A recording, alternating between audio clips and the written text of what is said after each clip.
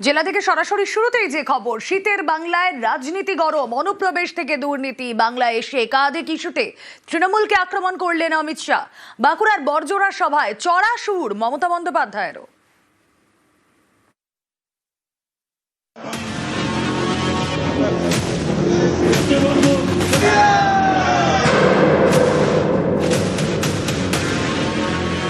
ये भारतीय जनता पार्टी का सिद्धांत है और हम सब भारतीय जनता पार्टी के कार्यकर्ता से लेके मोदी जी तक कटिबद्ध है कि मूल समेत तृणमूल कांग्रेस की सरकार को हम उखाड़ कर फेंक देंगे। 2/3 मेजोरिटी के साथ सरकार बनाएंगे। तो टारगेट हो ही गया। একজন দুঃশাসন এসছেন বাংলায়, ভোট আসলে দুর্যোধন আর দুঃশাসনরা আসেন, দু চোখে দেখলেই আতঙ্ক হবে। এই বুঝি কিছু ক্ষতি করতে এলো রে, এলো রে, এলো রে, এলো রে, গেল রে, গেল রে, গেল রে। বছর শেষ, ঠান্ডায় কাঁপছে বাংলা। শীতের এমন দিনেই রাজনীতির আঁচে গরম রাজ্য। বঙ্গ সফরে এসে একাধিক ইস্যুতে রাজ্যের শাসক দলের বিরুদ্ধে আক্রমণ শানালেন কেন্দ্রীয় স্বরাষ্ট্রমন্ত্রী অমিত শাহ। অন্যদিকে এদিনই বাঁকুড়ায় বড়জোড়ার মঞ্চে চড়া সুর মমতা বন্দ্যোপাধ্যায়ের। क्या बंगाल की मुख्यमंत्री जवाब दे सकती है कि असम में घुसपैठ क्यों बंद हो गई, त्रिपुरा में घुसपैठ क्यों बंद हो गई, कश्मीर की बॉर्डर पर घुसपैठ क्यों नहीं होती है, सिर्फ बंगाल में क्यों होती है? क्योंकि आपकी निगहबानी में घुसपैठ कराई जाती है और बंगाल को धीरे धीरे डेमोग्राफी चेंज कर कर आप आपकी वोट बैंक को पुख्ता करनी चाहती। अगला चुनाव घुसपैठियों को निकालने के मुद्दे पर और घुसपैठ रोकने के मुद्दे पर लड़े जाने वाला है। বাংলায় শুধু অনুপ্রবেশকারী, কাশ্মীরে নাকি নেই। তাই যদি সত্যি হয় বন্ধু, একটা কথার উত্তর চাই, পহেলগাঁও তাহলে কি আপনারা করলেন? দিল্লিতে কিছুদিন আগে যে ঘটনা ঘটে গেল, অনুপ্রবেশকারী বাংলা ছাড়া কোথাও নেই, তাহলে কি আপনারা করলেন? যত দোষ বাংলা, এই রাজনৈতিক হ্যাংলা।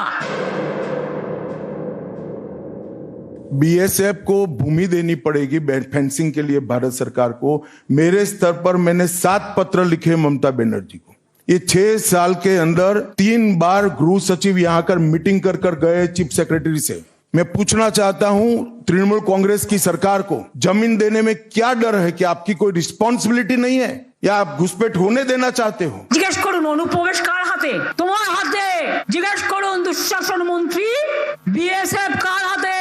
অনেক জমি তোমায় দিয়েছি, 1.5 কিলোমিটারটাকে 50 কিলোমিটার বাড়িয়ে দিয়ে গ্রামে গ্রামে ঢুকে বিএসএফ কে দিয়ে থ্রেট করছো। আমি বিএসএফ এর বিরুদ্ধে নই, যদি বিজেপির কথাই চলে তাহলে তো বলতেই হবে। आपने लंबे समय तक कांग्रेस को मौका दिया, 34 साल तक कम्युनिस्ट पार्टी को मौका दिया, 15 साल तक ममता बनर्जी को मौका दिया। इनका ट्रैक रिकॉर्ड नीचे नीचे नीचे गिराने का है। अब इससे नीचे कोई जगह नहीं बची है। पूर्ण बहुमत की, प्रचंड बहुमत की एक भारतीय जनता पार्टी की सरकार बनाइए। हम कवि गुरु की कल्पना का, विवेकानंद की कल्पना का, बंकिम बाबू की कल्पना का बंगाल बनाएंगे, सोनार बांग्ला बनाएंगे। আগের বার এসে বলেছিল ইসবার 200 পার হয়ে গেছে পোগার পার। ইলেকশন আসলেই বলে সোনার বাংলা করে দেব। একবার বিজেপিকে ভোট দাও, বল তুমি উড়িষ্যায় তোমার রাজ্য, বাংলা ভাষায় কথা বললে মারবে, রাজস্থানে কথা বললে মারবে, তুমি উত্তরপ্রদেশে কথা বললে মারবে, তুমি কচু কাটা করবে আর তুমি সোনার বাংলা করবে। भारत सरकार का पक्षपाती कामकाज का तरीका होता तो वो तमिलनाडु को भी अप्लाई हो सकता था, तेलंगाना को भी अप्लाई हो सकता था। सभी जगह इंफ्रास्ट्रक्चर के काम अच्छे चल रहे हैं, सिर्फ बंगाल में तकलीफ क्यों आ रही है? जो एंक्रोचमेंट है वो खाली कराने का काम राज्य सरकार का है। यहाँ भारत सरकार जो भी योजना लाए इसका विरोध करना, ये मानसिकता से सरकार चल रही है। মমতা ব্যানার্জি জমি না দিলে এই তারকেশ্বর বিষ্ণুপুর লাইন কে করে গেছে? মমতা ব্যানার্জি করে গেছে, আপনি নন। আমি যদি জমি না দিতাম তাহলে ইসিএল এর জমিগুলো কয়লা তুলবার জন্য কোথা থেকে আসতো? রানীগঞ্জে জমি কে দিয়েছে? জামুরিয়ায় জমি কে দিয়েছে? বাঁকুড়ায় জমি কে দিয়েছে? বড় বড় কথা, মিথ্যে কথা ममता बनर्जी इस बात का जवाब दे सकती है कि आपके मंत्रियों के ठिकाने पर से 27 करोड़ रुपया मिलता है, जिसको गिनते गिनते नोट गिनने की मशीन भी गर्म होकर बंद हो जाती है। 27 करोड़, 20 करोड़, 15 करोड़ ये राशि मिल रही है, आपकी कोई अकाउंटेबिलिटी नहीं है। पार्थो चैटर्जी, ज्योति प्रिय मलिक, अनुव्रत मंडल, जीवन कृष्ण शाह, माणिक भट्टाचार्य, चंद्रनाथ सिन्हा, परेश पाल, कुंतल घोष जेल में जाते हैं। फिरहाद हकीम वो भी आरोपी बनाए जाते हैं। शोभन चैटर्जी आरोपी बनाए जाते हैं। कुणाल घोष 3 साल जेल में रहकर आते हैं, और आप कहती है कि भ्रष्टाचार नहीं हो गया। আধার কার্ড করতে টাকা নিয়েছিল। যদি আমার মন্ত্রীরা 4 জন চুরি করে থাকে, আপনি জেল খাটিয়েছেন 4 বছর 5 বছর। আপনার কজন মন্ত্রীকে জেল খাটিয়েছেন? আপনি কবার জেল কেটেছেন এত লোককে খুন করার জন্য? বলে তৃণমূলের সবাই চোর, তুমি সাধু, তোমার তো হাজার হাজার কোটি টাকা আসছে কোত্থেকে? বলে আমরা পরিবারতন্ত্র করি না। তা পরিবারতন্ত্র করবে কি করে? তুমি তো তুমি চাও না তোমার ছেলে মার খাক, তোমার ছেলে অ্যারেস্ট হোক, তোমার ছেলে খেটে বেড়াক, তোমার ছেলে ইন্টারন্যাশনাল স্পোর্টসের প্রেসিডেন্ট হবে।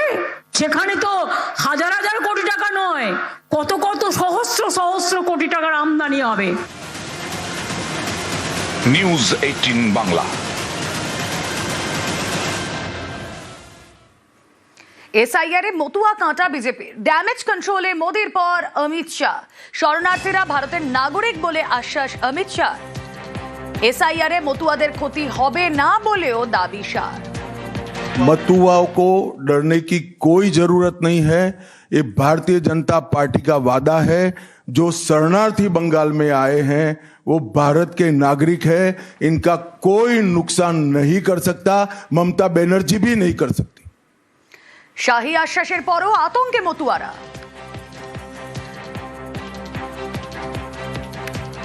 অমিত শাহকে পাল্টা আক্রমণ তৃণমূলের। এসআইআর করে ভোটটা কেটে দিল, আর এখন আবার বলছে যে ভয় নেই। তার মানে গরুটারে মেরে দিয়ে জুতো দান করলো। অমিত শাহ মতদের বারবার করে এসছে, আর বারবার করে এই ধরনের আজকে মিথ্যে প্রতিশ্রুতি দিয়ে দিয়ে তাদের আজকে ভোট নিয়ে, এবং আমি বলবো যে এখন লাস্ট অব্দি তাদের একটাই কথা, ভোট কেটে গেলেও কোনো চিন্তা নেই, আপনার নাগরিকত্ব দেবো। তার মানে কি এসবের মানে হচ্ছে যে মুসলমানের নাম করে, রোহিঙ্গার নাম করে মতদের ভোটটা কেটে দিয়ে তাদের ডিটেনশন ক্যাম্পে ঢুকাবে। আমরা 2002 সালের পরের থেকে যে ভোট দিয়েছে 24 পর্যন্ত, সেই ভোটে যারা দিয়েছে তাদের অধিকারটা থাকুক, সেই অধিকারটা দিয়ে যাক, তবে তো আমরা মনে করবো যে না, মতুয়াদের জন্য উনি সঠিক কাজ করেছেন।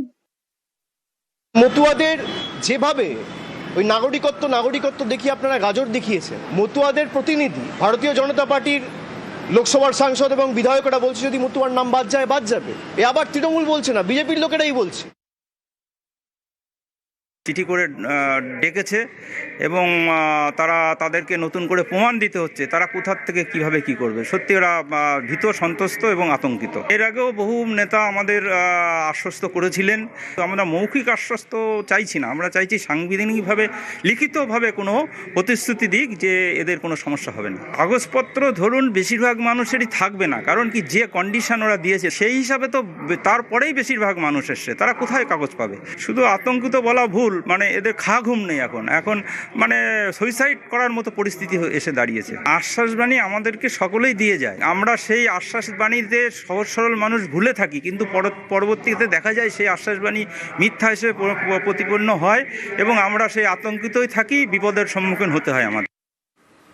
বিজেপির রাজ্যে বাংলা শ্রমিকদের উপর হামলা, প্রধানমন্ত্রী নরেন্দ্র মোদীকে নালিশ অধীর চৌধুরীর। এসআইআর এ মতুয়াদের নাম বাদের আশঙ্কা, মতুয়াদের নাগরিকত্ব নিয়ে মোদীর সঙ্গে কথা অধীরের। আজ দিল্লিতে প্রধানমন্ত্রীর সঙ্গে বৈঠক করেন প্রাক্তন কংগ্রেস সাংসদ।